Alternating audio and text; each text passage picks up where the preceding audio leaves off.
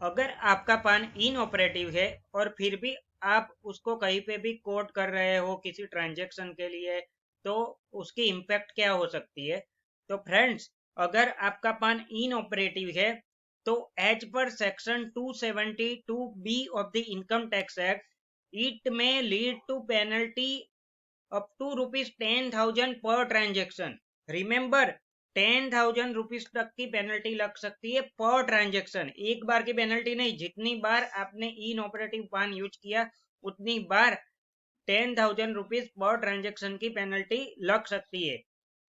So it is advisable that you will link your PAN with your Aadhaar.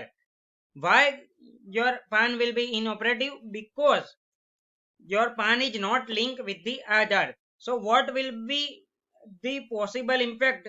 Why the PAN is not linking? So there may be possibility that you may have a multiple PAN.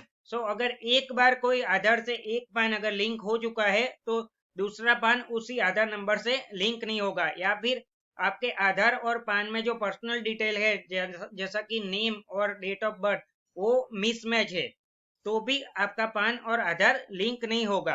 तो it is advisable that you will link your Aadhaar and PAN so that you can save penalty of ₹10,000 per transaction.